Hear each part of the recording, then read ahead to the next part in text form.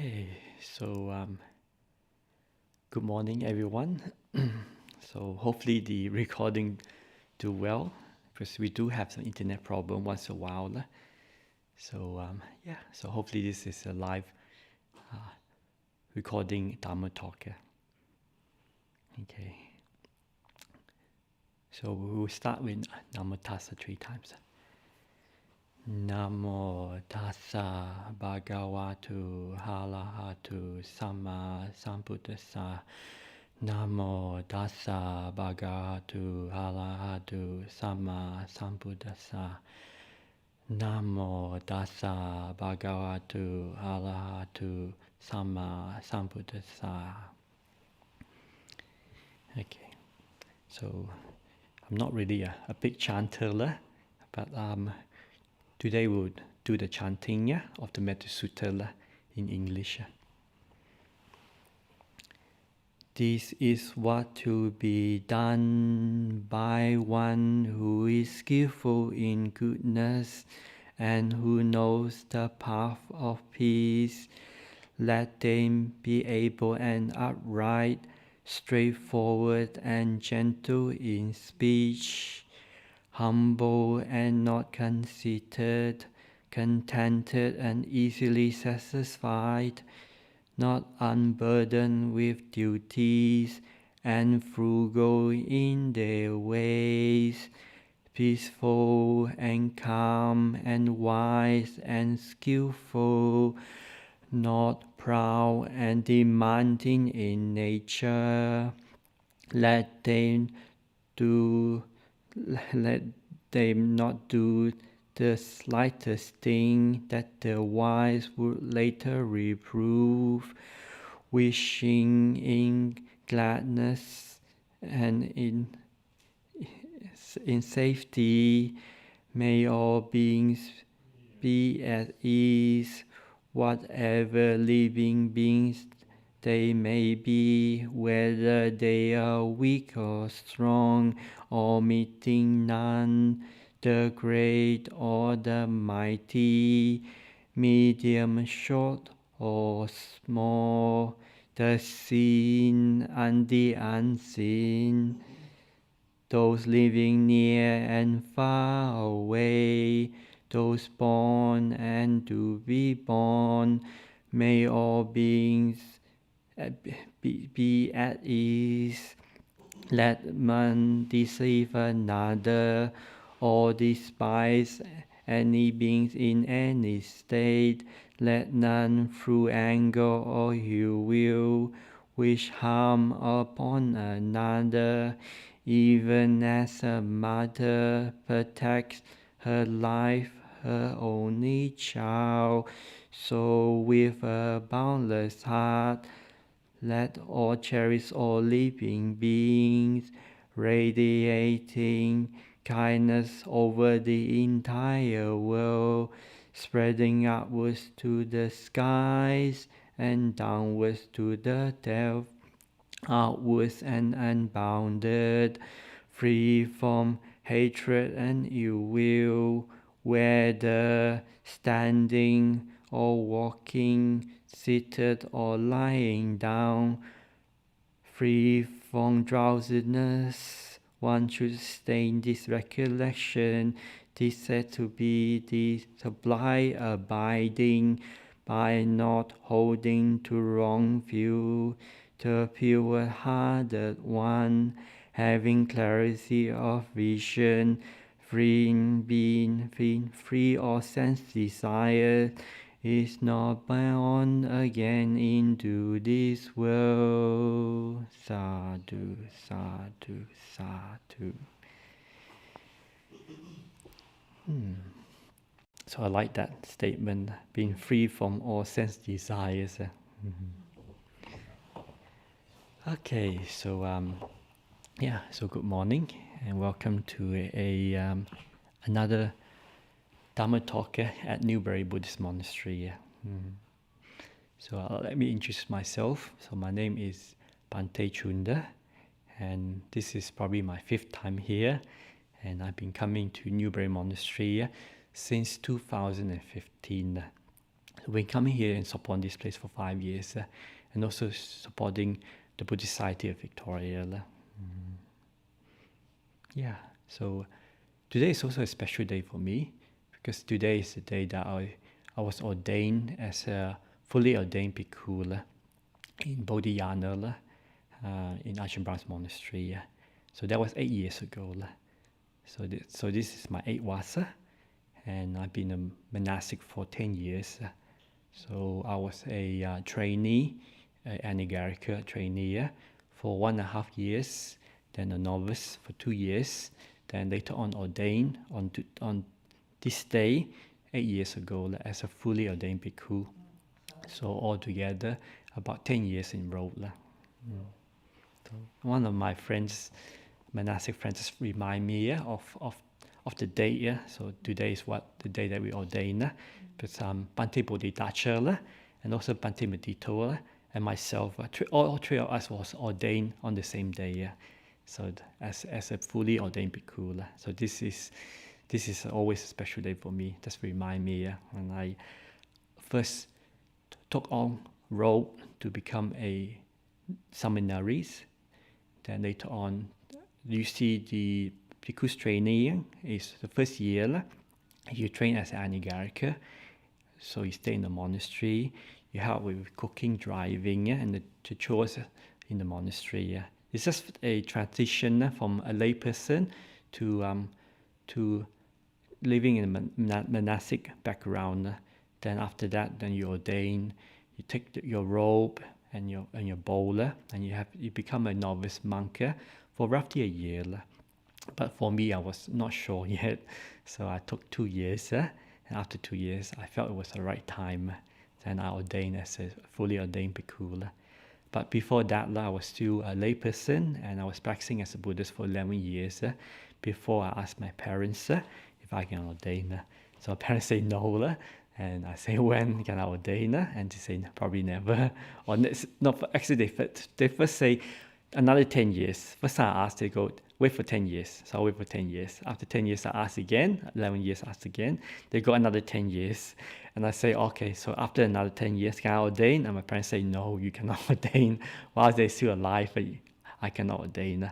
And I go, oh, okay. So the answer is no. So I decided to go and ordain anyway. Yeah. So anyway, I'm quite glad that I ordained.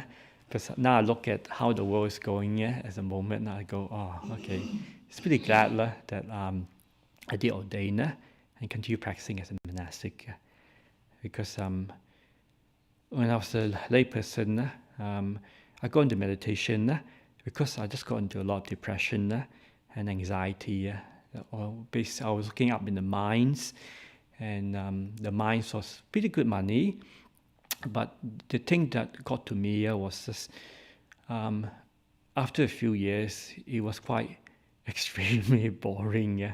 Then I started to have a restless mind, and I would go on holiday and really enjoy myself. But when I come back, and I go, I didn't really want to be in the mine, working up in the mines, but the money was good. But the hard things was being by myself and away from families and friends. So that actually really got to me. So one thing I find that my thoughts was just thinking a lot, reflecting a lot. Then I slowly got into depression. Then it slowly affected my health. So I started to learn meditation and also to learn about the Buddhist practice of understanding what suffering, why suffering is arising in my heart, in my mind, and learning to understand the cause of suffering and how to overcome it. And when the more I practice meditation, the more I practice the Buddhist teaching, the more happy I became. So later on, I decided that, okay, it's pretty good. Maybe I should ordain as a monastic. Then when I asked my parents first time, they say no. 10 years, I go, okay, that's fine. So I continue going to the monastery to practice. When I have spare time, then I ask my parents again. They say no, another 10 years. So I decided, no, I will ordain. So now I've been a monk for about 10 years. So it's been pretty good. And the monk's life is not easy, it can be quite difficult. But if you like to live simply and you do a lot of practice, then it can be a very good life way of practicing, because it's learning to live simply and to learn to give things up. So when we give things up, then we find that we're not burdened by our responsibility and from our attachment of life and society. So I mean, during this period of uncertainty and lockdown all over the world, especially in Melbourne now, there is a lot of very anxiety, and people are very uncertain what's happening. And also I heard that the suicide rate is quite high at the moment, because due to this, first thing was the drought in Australia. So a lot of people took their life that's living in the rural area. Because one of the monks was looking on a documentary on suicide, and they say that people was losing their farm animals then when they got on the dead, and when they find that they're not very productive, then decided maybe the best thing to do is just end their life. But according to Buddhism, if someone end their life, the sad thing is they may destroy the body, but the mind continue on. And when the mind continue on, the person will be more unhappy and they realize that they still hang around. So in Buddhism, we believe in rebirth. And if a person take their life, the body might have died or be destroyed, but the mind continue on. And I'll explain a bit more about that later on. So we always learn to overcome our own mental suffering and anxiety just through wisdom and understanding. Because to destroy the body, it does not destroy the mind, but the mind does continue on. So that's one reason why in Buddhism we don't encourage this kind of behavior. We encourage us to overcome one's suffering through meditation and do Dharma practice, because this body will get old, will get sick, and will depart on its own condition. But the most important thing is always take care of our mind. But so when we take care of our mind, so when the time for us to leave this world or leave this body, we live with a heart that's content and happy. The reason why I say that is, being a Buddhist monk, we go to a lot of different places, and one place we go to is just nursing home to hospital, and we see some of our old Buddhists that's been practicing for many, many years, and it's quite wonderful to see them have been practicing for many years, and when the time that they do get old, become quite sick and do depart, we notice there is a sense of peace and happiness and calmness, and when they do leave, they leave with a very peaceful heart. It's quite interesting going to places like that, because when we go to those places, we see people that have been practicing the spiritual practice. You can look at the eyes, and there's a lot of sense of fear, confusion, and worry. It's like looking at people that are quite old, but there's a lot of unhappiness and fear in the heart. Then when we go and see like old Buddhists that's been practicing Dharma practice and meditation for a very long time, you can see the sense of happiness and radiance in their heart and in their mind. So it's always good to practice and try to overcome our mental suffering. Okay, so anyway, I got over a bit too distracted by that. So today we will talk about basically letting go and learning to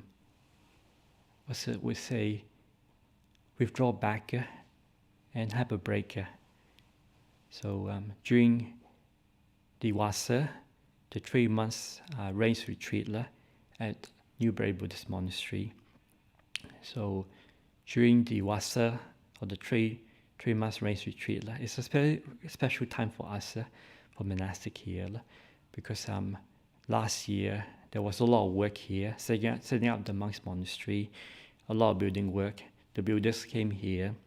They started building in, I think it was in April 2019 last year. So the monastery is just completed, about April. So it took about roughly 1 year to complete this building project. So especially Bhante Mitito that was here, he did a lot of the organizing and just the work that's required to get this place organized for the monks to come back here and to have the retreats. So I came here about roughly a month before the Vassa started, the rains retreat. So it was good. We did a lot of work organizing things and getting ready for the Vassa. So when the Vassa started, basically it's time for us to really, really slow down, reserve our energy, spend a lot of time in our kuti, practice meditation, study, and a lot of self-reflection and a lot of rest, especially in Victoria during winter, because Newbury Monastery is about 800 meters above sea level. So during the day, it can get quite cold. The temperature will drop to about 8 degrees, even 6 degrees.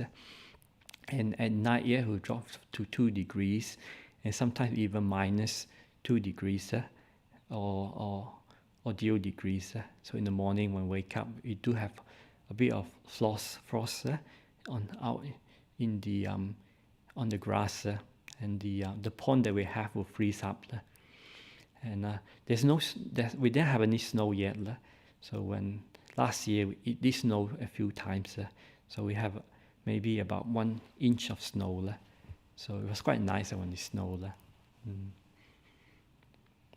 So during the rains retreat, it's a period of basic practice and rest, and plenty of rest. Because you see, after the rains retreat, then there's more responsibility, getting things organized for the fire season and preparing the place, and harvesting more wood, getting more buildings set up, because next year we will start the construction of the lay center, roughly in June. But the paperwork will be organized early in December. But we're hoping to start the construction in roughly about in June next year. So it'll be a lot of work and quite busyness. But at the moment, for the monastic and for the resident guests, we are basically enjoying the place. Sometimes it's good to reflect what's happening in the world. So I try and combine it to our meditation, to our Dharma talk, and with meditation here. So during the Vassa, you see everything is kept to a minimum. We spend a lot of time by ourselves, alone in the kuti. So it's a good time to reflect. So we call it our hibernating time. So everything is on, the monastery is in hibernating mode. Hibernation is quite a good way to describe monastic life during the Vassa.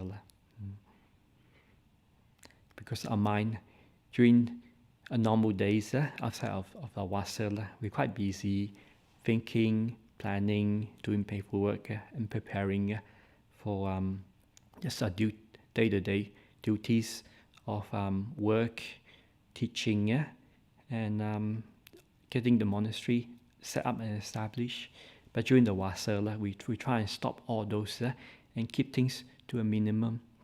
So meditation becomes the priority, because we train our mind to basically just to let things go, and not to worry too much, and to calm the mind, to develop samadhi. Because if we don't learn to calm the mind, then the mind can be overtaken by defilements, attachment, frustration, anger, greed, discontent, and that will lead to depression and anxiety. So even for our Buddhists and supporters out there, it is a tough time at the moment with this lockdown and with this coronavirus, because things can be very, very uncertain. And during hard times, we have to take care of our heart and our mind. And the best thing you can do is basically to slow down in the monastery, slow down at home. Yeah, especially during the monastery now, because sometimes during the Vassa, like last year and the previous years, we do have a lot of people come in for lunch dana to offer the one meal a day to the monastic. So sometimes we have up to about 20 to 50, even to hungry people coming to the monastery during the Vassa. So sometimes for the monastic, we take turn to do teaching and to talk to our dana supporters, our guests, to give a short dharma talk or to give answers and questions. But due to the lockdown now, we're not having any people coming in for dana for their own welfare and safety, not to travel around the place, to stay at home and to basically been a bit of a quarantine at home, not to go around anywhere. Yes. So it's really good at the moment because the monastery is very quiet, and most of the lunch is all made in-house. So our guests and the trainees are doing lunch, organizing lunch. So it's good. It's good that everything is kept to a simple. So the monastery is very quiet now. I mean, sometimes we do worry that with less people coming, we won't get a lot of donation. So also we have to learn to basically become frugal. So one thing that we do is we learn, especially during the Vassa, is to cut down as much expenses as possible. So Ajahn Brahm said, for a monk it's quite easy to look after. Because for a monk it's as easy as look after as a dog. As a dog, you just basically feed it one meal a day, and it lives in Belize at home, and they don't require a lot of things. So for a monastic, we as easy to take care and maintain as a dog at home. So Ajahn Brahm always joke around, taking care of a monk is like taking care of having a dog at home. Okay, anyway, that's a pretty bad joke. Okay. Yeah, so with the lockdown in Melbourne now and also across the world, sometimes just worrying about worrying about uncertainty, job insecurity. The economy is not doing well, and and catching the virus. It's not helpful to worry all this all the time, because it does. You look at history, there's always been a lot of disasters that happen, and maybe every 100 years, you have even every few thousand years you have big disasters, natural disasters, and with the flu or the virus, I think the last really major virus outbreak was the Spanish flu. That was just after the First World War that it spread, and I think I heard from some study up to about 50 million people that passed away. So this kind of natural disaster do arise time to time. So as for Buddhists, when things like that do happen, the Buddhists say there is two mental suffering, and there's the suffering of the mind and the suffering of the body. So these are the two types of suffering. So it's like being shot by arrow, one through the body and one through the mind. And the one to the body, sometimes there's nothing much we can do about it. But the mental dart is something that we can learn to overcome through understanding this discontent, this anxiety, this worry, this depression. because the more we feed it, the more we think this is me, this is mine, this is my suffering, yeah, then the more we'll feel this discontent. It is my suffering, it is my problem. I can't stand this anymore. Yep. When I was a layperson, I used to think that a lot. I'm so bored. It's so boring. I can't do anything. I'm stuck up in the minds. Why people are like this? Why people are unkind? Why people don't treat me well? I'm not good enough. I can't stand being here. So I used to think so much. Think about my own poor me. It's all my fault. I'm not good enough. It actually made me very depressed, and brought a lot of anxiety, and it actually affected my health. So my health went down, my eyesight wasn't that good, my hearing also went down, and my hand would shake. So I actually basically slowly made me unhappy, quite depressed. Yep. Until one day I said, I can't stand this anymore. I feel like I need to, get out of this suffering. Yep. So one time when I was working up the mines, there was a local Buddhist celebration. So I went there, and I went to a temple, and I paid respect to the Buddha, and I told myself, well, life is a bit of a suffering now. I have so much worry and anxiety. But anyway, I guess the Buddha would know the cause of suffering and how to overcome it. So that came in my mind. So I asked one of the members in the temple if I can borrow a book. So I bought a book called Good Question, Good Answer. And I read that book. So it talked about the Four Noble Truths and the 5 precepts. After reading that book, it make sense straight away. I say, oh, that's very true. Because I'm suffering so much, because of my attachment. Because I want things, I can't get things. And when I can't get things, discontent happen. And because when I was quite young, I used to work very hard. I used to work 2 jobs. So I thought the harder I work, the more money I earn, then the more happy I'll be. But it just end up become a cycle of just working non-stop, of enjoying myself. And it became almost like a addiction. So I was just working hard and enjoy myself just to get by, just to feed that happiness, to feed my own greed, to feed my own addiction. When I start feeding it, then I find there's a lot of anxiety in my heart and a lot of depression that came out. Because I was always looking for that happiness or that itch to scratch to feed the 5 senses. So when I got into Buddhism, I realized feeding this itch and scratching this desire is not bringing me happiness. It's bringing me more depression and more anxiety.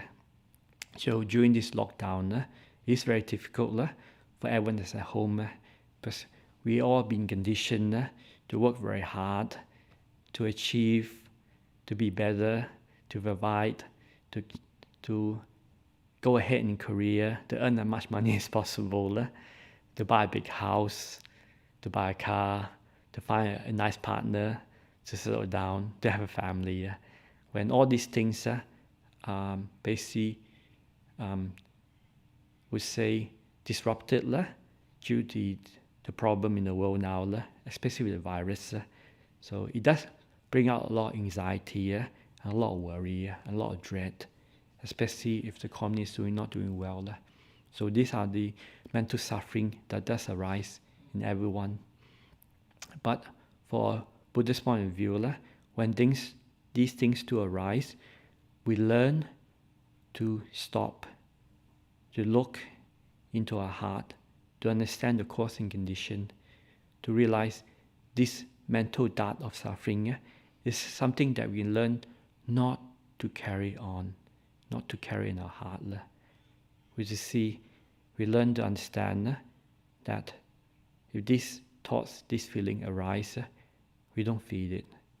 The less we feed it, the less we react to it, the more we can overcome it with wholesome qualities of contentment, of peace, of letting go, of not having much, of being frugal, then we'll find peace and happiness. Because over worrying about things it's not going to help us overcome our suffering. Then we learn to stop, have a rest, to save our energy. Yep. So I do notice in the monastery, it's a good example, is during the very cold winter season, when it snows here, when I go for a walk, I notice there are some animals that are not out, especially the insect, the lizard, and the snakes. So during those difficult time of not getting plenty of food to eat, so the snakes, the insect, and the lizard, they will go on hibernation mode. So they will go into sleep and hibernate through the winter. Because if they're out there, they probably will not make it and will not survive, and most likely will perish. So sometimes when I go into old buildings, and we have a storeroom that we keep our building material, and sometimes I notice the wasps, the insect, and the lizard will be hibernating there. So they will rest, they go into sleep mode, and just wait for when the spring and summer returns. So during this lockdown, usually during the Vassa, the monks are in hibernating mode. Especially now this lockdown, we're doing less and less work. So everyone at home now, during lockdown, just go into hibernating mode. Don't worry about too much, because there's a saying, this too will pass. So hopefully it will pass in the near future, and we should learn to slow down, and don't worry too much. To train our mind into samadhi, meditation. Because meditation, what it does is it allows our worry and our problem to let go.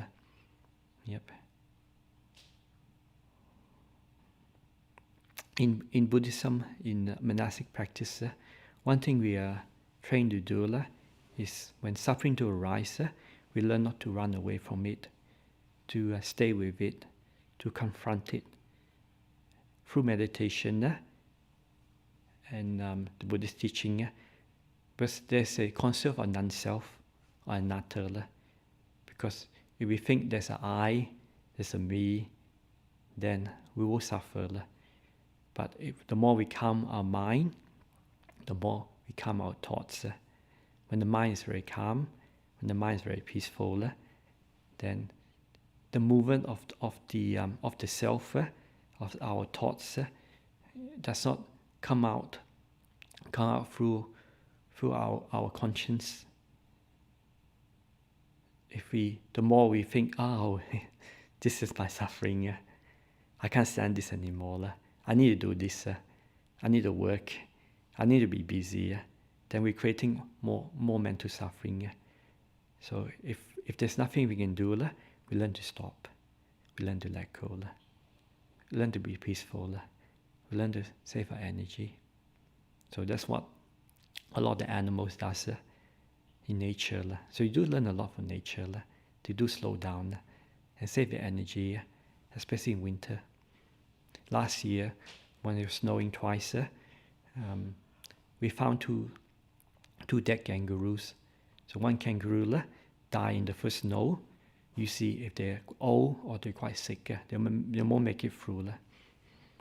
Then the second snow that we have in the monastery last year, also another kangaroo passed away. This year, we found a koala up in the field when it was really cold. close to maybe 1 or 0 degrees when there's frost. It's a bit sad, because I think that was the only koala in the monastery. So in summer, I heard it make a lot of noise in the trees, but I never saw it. Yep. And one of the trainee was walking, and she saw a koala up in the tree. So that was our koala in the monastery. So the only time I saw it was when it was dead, just under the tree, close to the tree. It's quite a big koala. It's about this size. So hopefully it lived to a quite old age before it passed away from sickness. So it's a bit sad. You see, when it's the winter time, the old and the sick animals in the monastery, they don't make it. So that's why it's good to self-isolate during this kind of COVID pandemic, and just stay at home, reserve your energy. Just find a routine or chore to do. So I've been looking at some of the news, and they say that a lot of people, they just find a routine at home. Some people will go do home renovation. Some people will basically do some gardening, and some will do studies. So as a Buddhist and a practitioner, have time to practice. But some of our lay practitioners say, I say you should do more practice. They say no, I'm so busy. I got so much responsibility and busyness. I don't have time to practice. But now it's due to the lockdown, they have plenty of time to practice. So there's no excuse not to practice. Yes. So that's one good thing that come out from this lockdown. You have more time to practice at home. Going back to fears and anxiety. So fears is a really great way to practice when you have a very strong sense of fear and worry, anxiety. Because this when you have dread arise in your heart, you can feel it, a lot of tension. You can't sleep properly at night. You worry a lot, and it does affects your health, but it leads to a lot of anxiety. So when you understand this through be mindful, watching your mind, watching your thoughts, and learn to separate this thought from one's heart, that it can be just watching it very carefully and learning not to react. The more we don't react, the more we can let it go. And through to the our meditation practice, you can allow the mind to stay with this body, to slowly let the body go, let go the tension and anxiety from the body go. Then you go to the mind. Then you watch this mind. You watch the worry and anxiety and the fear and the dread. You learn to basically not buy into it. Because when we buy into it, we buy into suffering. So we learn to develop calm and peace of mind. So when you have peace of mind and have stillness, then this anxiety and worry does not overtake our heart. So we learn to let go slowly.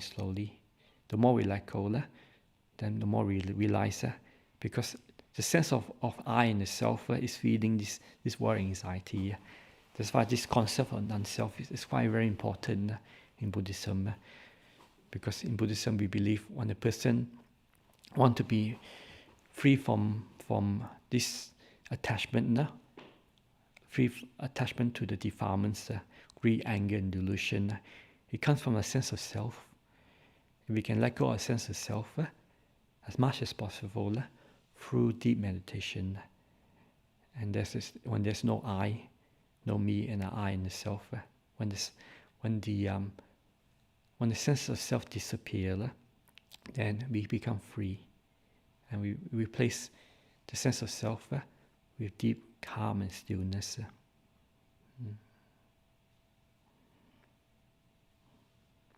in Thailand, a lot of the monks, they are very afraid of ghosts and also death, because a lot of people don't want to be confronted with death, because death can be quite disturbing for the mind, because we try and turn away from death. But in Buddhism, we realize sickness, old age, and death is a part of existence. No one can run away from old age, sickness, and death. This is something that we have to face. So a lot of the monks in Thailand will go into the cremation ground, and they will sit and meditate. And some of the monks are very scared of ghosts. So some monks do make it a practice to sit meditation next to a corpse that's been cremated, and they'll sit there all night and experience just the fear and dread arising in their heart, and it's so intense. Some people can't stand it. It's like they are on fire. They'll start to shake in fear. It's so intense that if you can sit with it and you can understand it, then you let it go, and you become free. So it's a really good practice. Yep. So a lot of Thai monks are really scared of ghosts. So it's a good way to face the fear and don't run away, to understand it, to realize not to buy into the fear. Because when we really buy into fear, then we really suffer. And when we can learn not to buy into the fear coming from the self, then we can free ourselves. We realize this feeling is something we can learn to let go, to switch off, to turn away, and just to replace it with calm and peace of heart. Because every time I realize when something happens, I get so worried, I think about it so much, that it's basically can cause me not to sleep. But sometimes I realize it's out of my control. There's nothing I can do about it. Then when I let it go, then I find a sense of peace. It's like holding on to this cup. Say this cup is heavy and it's hot. The more I hold on to it, it's going to burn my hand, and it's going to make my hand quite tired. So I'm suffering a lot just by holding this cup. This cup is really hot. So I let it go, then I won't burn my hand. Talking about burning my hand, this morning I got a bowl of noodle from the microwave. I put it on for too long. As soon as I picked it up, it was so hot that I let go. And it went over the microwave and onto the bench. I go, oh no, I've cleaned that up. So if it's hurt and it's painful, let it go. Don't hold on to it. Yes. So Ajahn Chah was saying, I think it was Ajahn Chah, was saying when he was a young monk, he was so afraid of ghosts that he had to learn to overcome it. So he'll go up to a cremation ground and meditate whole night in front of a corpse, and he'll overcome with fear and worry. But it's a good practice. It tends to expose the sense of self. So he went to this cremation ground, and there was quite a young girl that just passed away. So it's a girl that was going to school. So on the way to school, she was on the boat going across the probably a lake or a river. And somehow the boat capsized, and the young schoolgirl drowned. So when someone drowned in an accident or basically in a murder in Thailand at that time, they don't cremate the body. They take the body to the cemetery and bury it straight away. So the body was quite fresh, and it just happened recently. And so Ajahn Chah went there to sit with the body that was just buried. So it was a good way to practice, to try and overcome his fear. So while he was there, early in the morning, a couple of the people came over and offer Ajahn Chah some drinks. Ajahn Chah was saying, that's strange, because he just went there at night, and told no one about it, that he's going to sit meditation where this young girl was buried. And and all the kids told Ajahn Chah, said, oh, it's okay. What happened was her friend, that was the ghost, came to the village and told her friend that, oh, there's a monk sitting there meditating at night. So so there's a monk over there. So her friends decide to get some drinks and come over in the morning offer to Ajahn Chah at that time.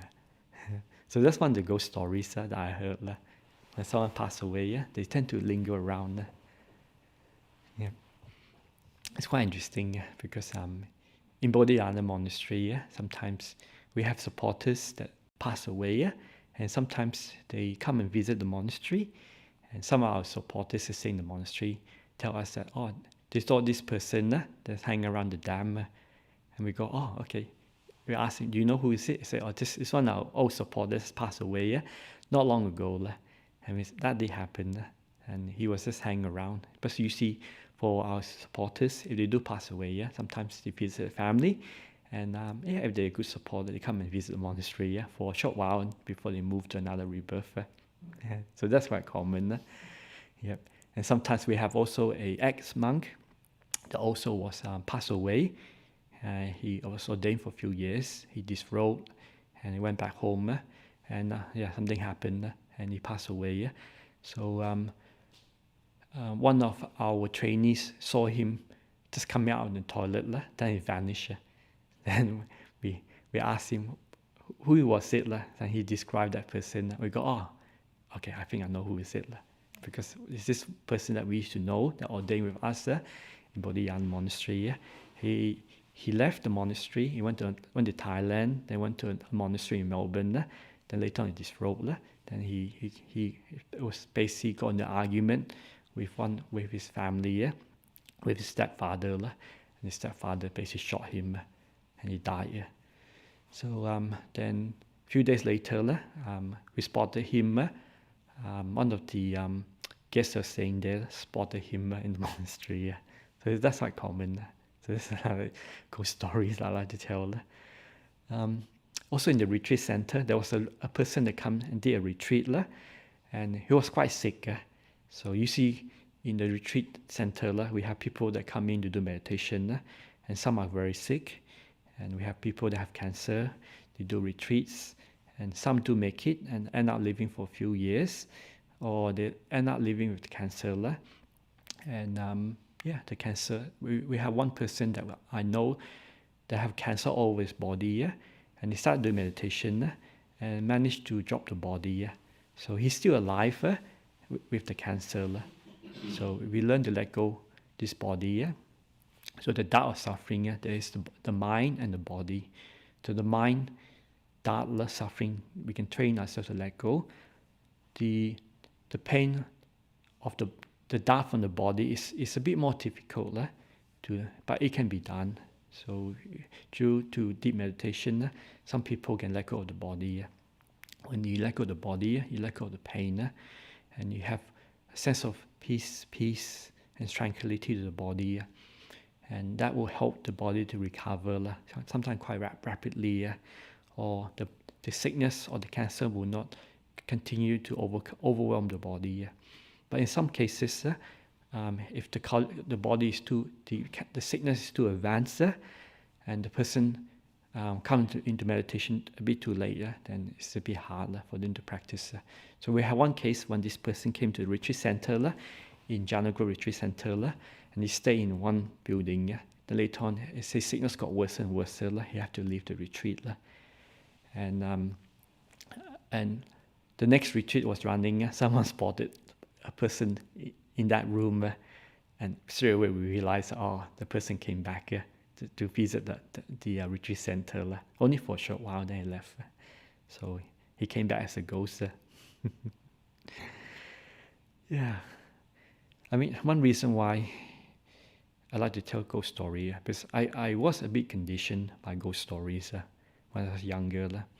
Because I remember when I was younger, when I was about 7 years old, I used to stay in this house, and I used to see people just wandering around the house, in the corridor, walking around, in my room, sometimes in my underneath my bed, or up the walls. So I used to tell my mum and my dad, Mum, Dad, do you have friends here? And my mum and dad say, no, there's no one here. What are you talking about? You must be seeing things. I go, oh, okay, maybe I'm seeing things.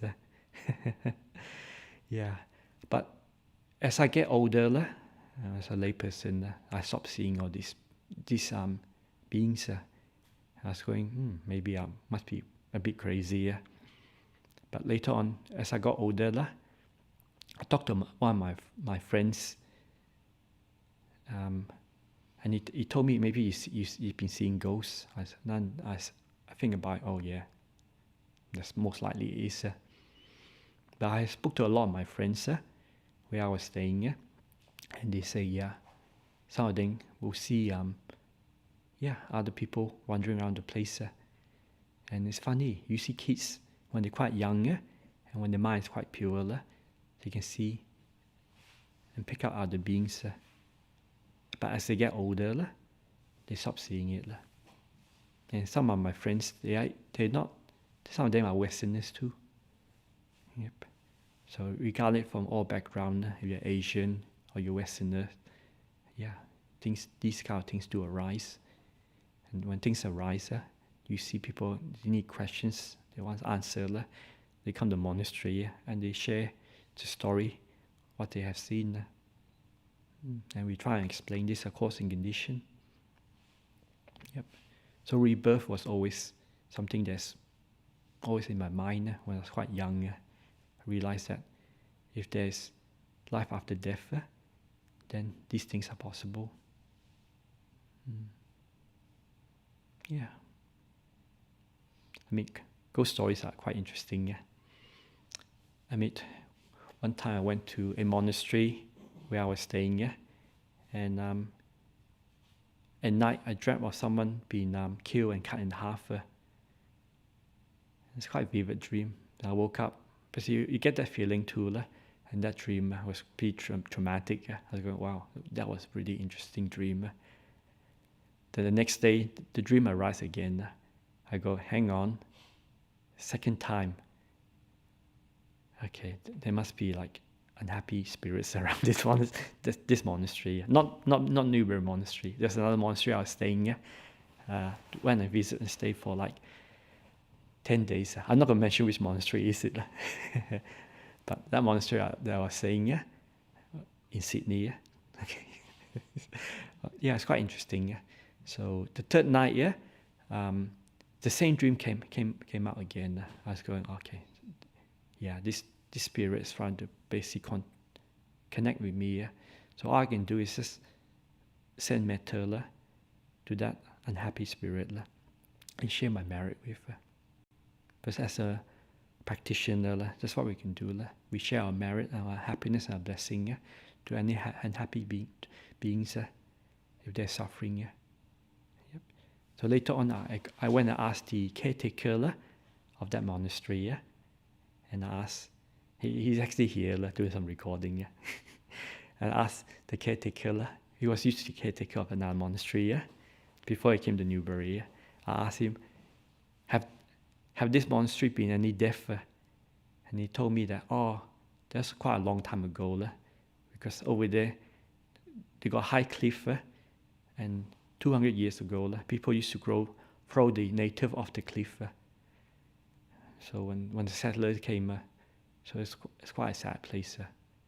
A bit of a dark history. But also he told me that underneath the monastery, there's a coal mine, and they used to have prisoners, and they sent the prisoners down there to dig for the coal, and quite a few of them die in the coal mine. So I go, wow, this place, the land is a sense of a lot of sadness there. But it's good that a monastery is built, because those beings can listen to Dharma and hopefully overcome their suffering through the Buddhist teaching. Yeah, so that's one of the ghost stories I'll just share.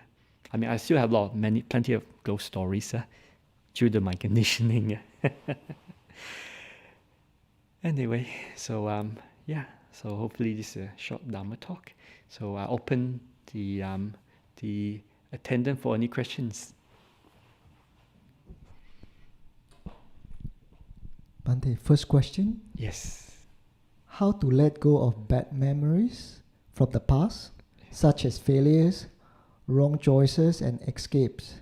Okay. How to deal with emotions, fear, sadness, and sometimes the pain behind them. Thanks, Venerable. Okay. Sometimes these kind of things, when they do happen, we learn from it. Because if there's no suffering, there's no failure, then there's no growth. Because when things really go wrong, we learn to accept it. We learn not to make the same mistake. And we learn to become a better person. I mean, I make so much mistake when I was a lay person. Then when I joined the monastery, I made even more mistake. But it taught me to basically let things go. And not to beat myself up too much. Because I realized, being a human being, we do make mistake. We try our best. We try too hard sometimes to please our family, our boss, our society. And the harder we work, the more we try and achieve, the more busy we become, the more mistake will happen. It's human nature. We're not perfect. That's why the Buddha say, when someone is fully enlightened, a person will say, I'm not better, I'm not worse, I'm not the same. Basically, the idea of the self is not there. If you think there's an I, there's a me, then there's a suffering. My problem, my failure, my mistake. But if we learn to accept things through wisdom and contentment, then we let things go. Then we learn to grow in wisdom and understanding. Yep. Someone did ask Ajahn Brahm, did you learn the Abhidharma? Do you study a lot of suttas? How come you're so wise? Ajahn Brahm say, because he got so much defilements and he suffers so much. And he learned to overcome his suffering through his practice. So that's one reason why he's so wise. Yep.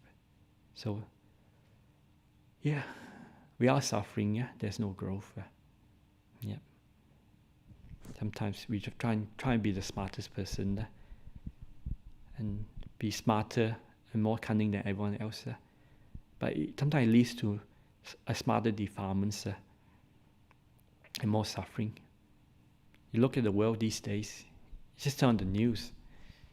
Like people are just running over for their desires, trying to outdo and outsmart everyone else, trying to do the best, the most powerful, the most cunning, the most sneaky, getting the advantage over other people and society and country. And that what have that lead to? More suffering. Yeah. So being a Buddhist monk and a practitioner is very good. Because we celebrate, we don't use money, we live simply, and we let things go. After a while, you feel like your heart becomes almost like a child, carefree. Because when I was practicing as a lay Buddhist, the more I practiced, the more free I became, the more happy I became inside. It felt like I was going back as a child again, having a carefree mind and a pure mind, not burdened by desires and attachment. Okay, thank you. Next question.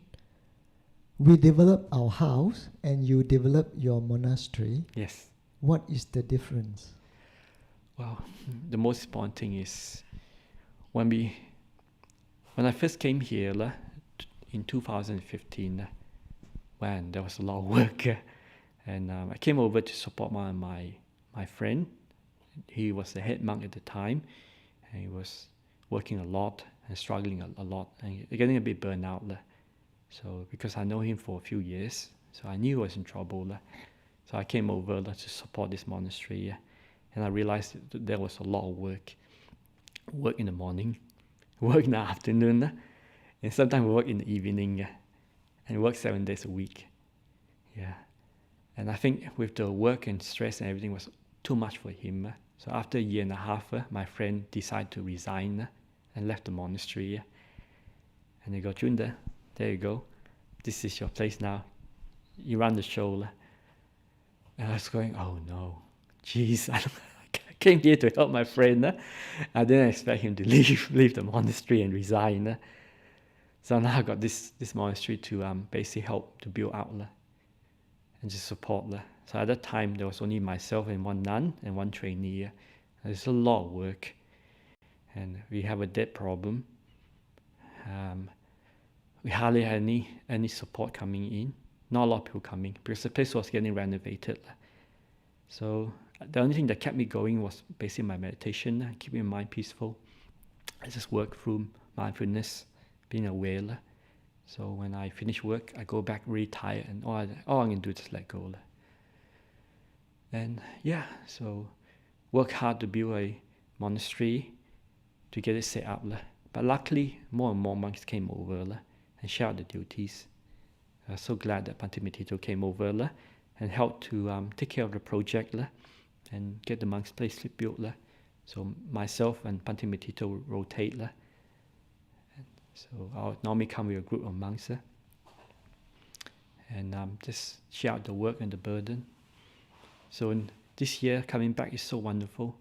I think all the 5 years of hard work gone to getting this place built. Now it's built. Now we have places to stay, to practice, and it's very comfortable. Sometimes it's just so peaceful because I'm so used to working non-stop here. Coming here, sometimes I feel a bit restless. I go, I need to look for things to do. I need to fix things. I go, hang on, this is the Vassa. I need to slow down. Because I did a lot of hard work in the beginning. Now it's time to relax and enjoy the monastery. Yeah. Sometimes I relax so much. I don't even come up for breakfast. I stay in my kuti. I just come for lunch, have lunch, and go straight back to my kuti. Yeah, and I just felt like super lazy, not doing anything. But it's good. The less I can do, the more energy come back in my mind. The more energy come back in my meditation. So yeah, so it's hibernating time. Thank you.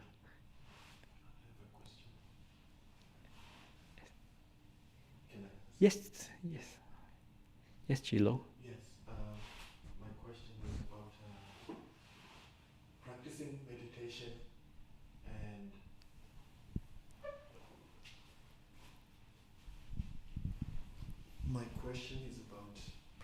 meditation and also regarding memory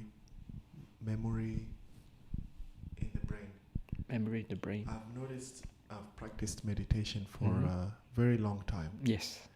And I get to relax. Yes. And I can be able to tune into this kind of like frequency without even meditating. Yes. And I can just sort of be in a peaceful state of mind. Okay. But I noticed something as well was the more I'm relaxed and the more I let go, the more I sort of forget stuff. And it's kind of like, to me, they don't seem to be useful to store in my brain anymore. I used to be a computer geek. I did up to my master's and I studied a lot and I had a lot of information.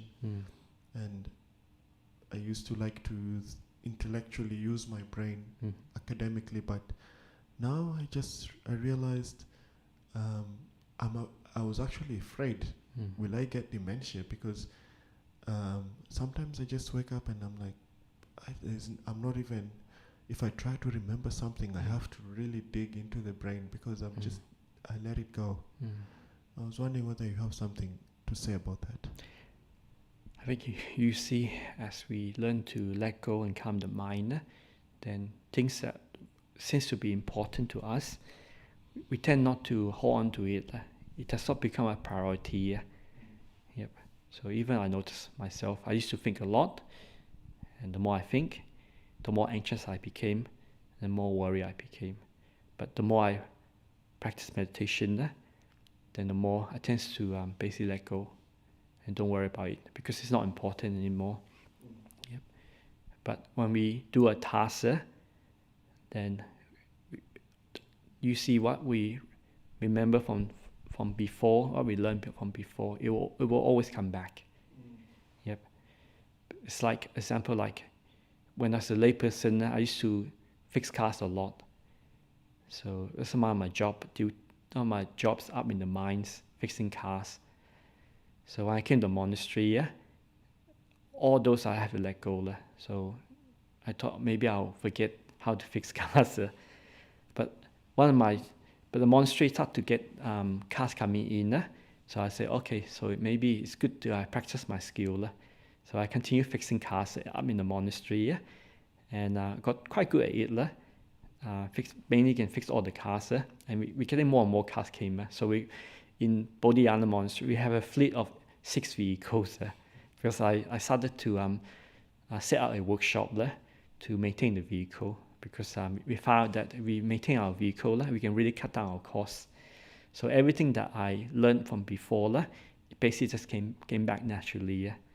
So what we retain in our mind, it always come back. If you want to access it. Yes. And the more clear our mind, the less scattered it is, the more we retain back. Because some of our retreatants that stays in the monastery, they say that the more they meditate, the more the memories, they come back when they are quite young as a child. Yeah, because when we are so busy, we tend to forget because the mind is taking over something more important. But the more we calm the mind, the more we can remember our childhood. So these memories slowly come back. The mind become more clear. Yep. Yeah, I notice when I try to remember something, I have to put effort into it. But sometimes, and I feel I'm straining the brain. So I just go, I let it go.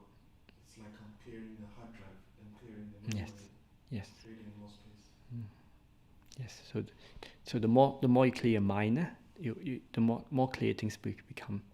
Yeah. Good morning, Bhante. What causes beings to be reborn as ghosts? Thank you. You see attachment, strong attachment. Because sometimes when someone passes away, it's so sudden that they're not ready to die. So something like accident or even a murder.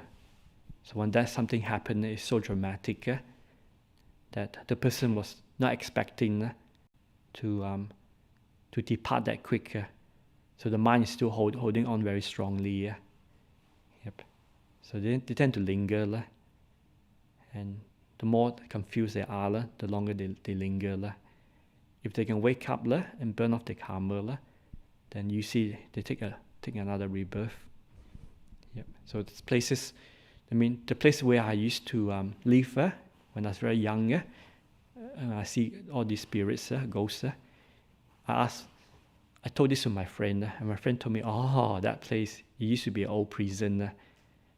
Because I remember the place I stay, they demolished the old prison, but there was still step going down to the kitchen. So when the step go down, the part of it felt like some have concrete the step over down to the kitchen. And my friend told me that it used to be a prison, and they have cells underneath underground level, because he told me that when his grandfather used to be captured by the Japanese, and they used to take him down there and torture him. So maybe a few people might have been killed down there. So when people are when they pass away with a lot of pain and suffering, they can't let go. Yep. So that's why there are some spirits there. Yep. So people that not die for natural causes, have too much anger or too much attachment, then they tend to linger.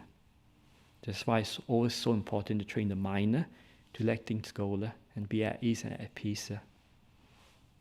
Thank you. Is it possible to see what happens after death via meditation? After death, when a person is dead already, they don't come back. Yeah, but we have people that do retreats, and the more calm they might become, and the more peaceful they become, then their memory do slowly arise and come back. And sometimes, the only case I heard of is there was a monk that told me that he was riding his motorbike, and he crashed, and he was just lying into on the road, and he knew it's going to might be killed, but his mind just completely stopped, and within a split second, a lot of memory came back. Like he say, it's like the mind was superpower mindfulness. There's a lot of memories just came back within a split second, like from when he's have an accident into when he was quite young. So it's like a flashback, and he did not believe the amount of information that came back and memories. Yep. So that's one case. And the other case is sometimes when people have very deep meditation, then memories do come back. And it goes back to even when into the last rebirth. Yep. But you see, you need very deep meditation to access those memories. Yep. But you need also a very skillful teacher, like someone like Ajahn Brahm to guide that person. Yep. Yeah. So yeah, it's quite interesting. Because the power of the mind is it can be accessed. Yep. Yeah. I mean, also people have near-death experience. They also describe sometimes some of these memories do come back. Yep. Because when a person passes away, their mind is very active for 7 minutes. You can check on the internet, and they say that the scientists wondering what is that. When a person passes away, their body is dead. Their heart stops, they're not breathing, but their mind is very active for 7 minutes. Then you stop. But for people that have near-death experience, and they do come back, they describe something very amazing. It's like almost like the mind has formed another world. Sometimes even memories come up. Okay, thank you. Probably the last question. During meditation, when we have a chronic pain or persistent health problem, it is hard to not focus on it. Yes. Do you have any advice on how to deal with that? Thank you, Bhante. Sometimes the more we learn not to react, the more you can sit with it, then you come to a point where somehow the mind just disconnects. And when it's disconnected, you sense a sense of peace. It's like our thoughts, the more we feed it, the stronger it becomes. Same with our pain. The pain, we can learn to understand it and learn not to react. The more we can react, the more we can learn not to react to the pain, the more we can accept it, then the more that we can basically allow it to disappear. Because in Bodhinyana Monastery, there was a person that was not meant to be alive. He was meant to be dead a long time ago due to his condition. Because he says his stomach, some of his lower organs that was removed. And he was in pain a lot. He told me how he can describe the pain. It's like a tap. You turn the tap full or you turn it down low. So he was basically in pain all the time. And he say due to his his practice of meditation, he can learn to just turn down the pain and almost like basically turn it off. But this person, I'm not sure his condition, but he did told me his stomach is not there, his intestine was not there, so it's basically like he can only drink fluid, and a lot of his organ, like intestine and stuff, was missing. So since I've been coming here for the last 5 years, I haven't seen him for a long time, so I'm not sure how he was going. So this pain of the body is something that we can train not to react and allow it to slowly disappear. Because we have a hospital in Armadale next to a community center. So we have a meditation class there, and a lot of doctors refer the patient to the meditation class, and the doctor always say that people that come to the class, if they do stick with the class, they tend to recover from the sickness better than people that don't come to the class. They become more resilient. Yeah.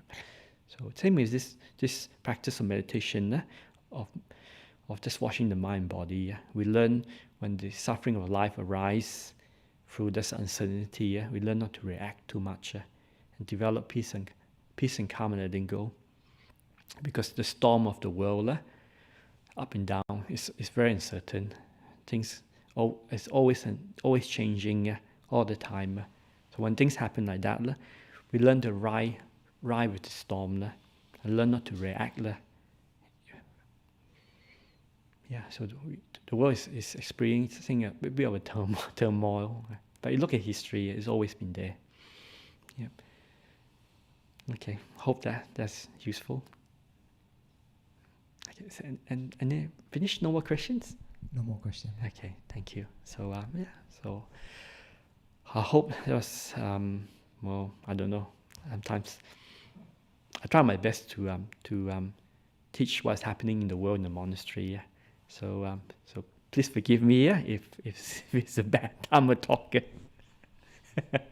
Anyway, I try my best. I'm not really a scholar monk. I like to practice and do work.